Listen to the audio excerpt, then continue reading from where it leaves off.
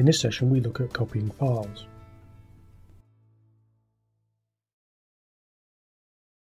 Make sure you change your current working directory so that you're sitting in the root of the MO3-L08 working copy. Before we look at how we copy files in Subversion, let's take a quick look at our working copy and our repository. Doing a directory listing of our working copy, you can see a list of files and folders that it contains. In this example, we're particularly interested in the copyme.txt file. Copyme.txt file also exists in our repository, as we can see when we do a subversion list command. Remember that if you're doing a subversion list command using a working copy path, as we are in this command with the implicit current working directory, it's advisable to specify -r head to ensure that you're looking at the most recent copy in the repository.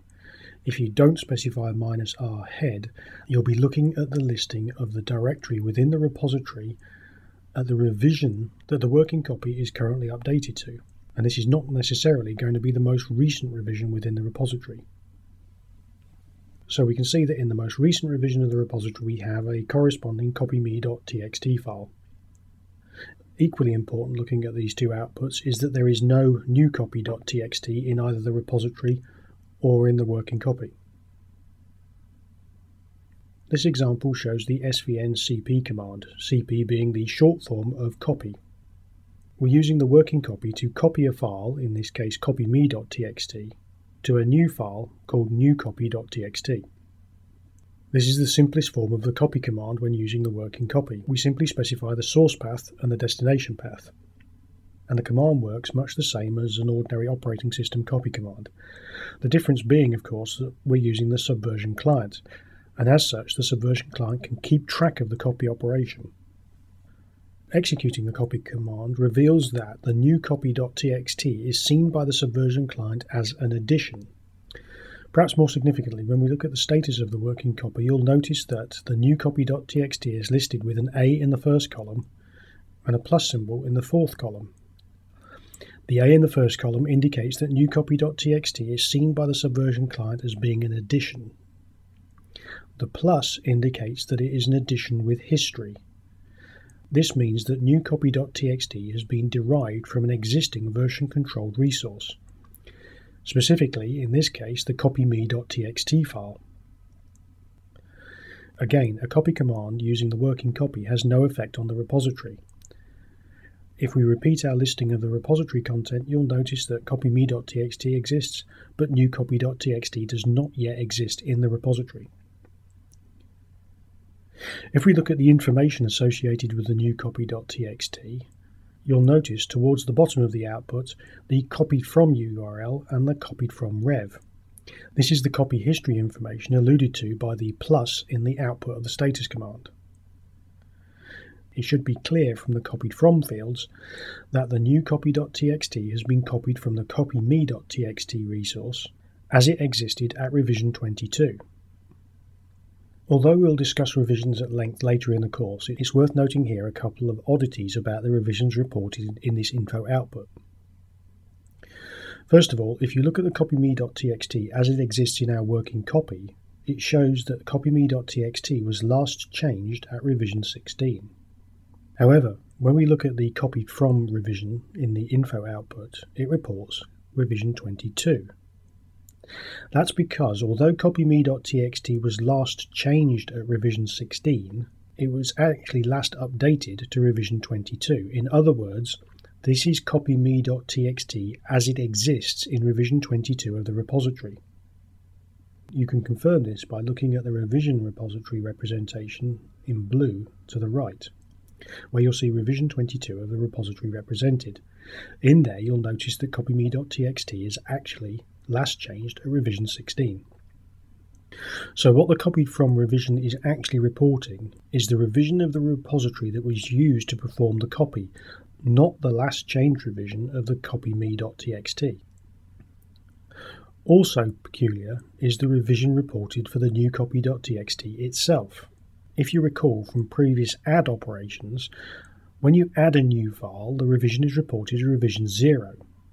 This is because newly added files don't yet have a revision because they've not been committed into the repository, but because they've been scheduled for addition, the Subversion client treats them as version-controlled entities. so they're given a pseudo revision of revision 0. A similar phenomena occurs when you do an SVN copy. A pseudo revision of revision 22 is assigned to the new copy.txt because that's the current revision that the item has been updated to. As soon as we do the commit operation, the new copy.txt revision will be assigned according to the commit. So, performing the commit operation, in this instance I'm allowing it to use my editor to gather the log message, and we see that we've committed back revision 23. So now new copy.txt has a legitimate revision number, revision 23, as assigned by the commit operation.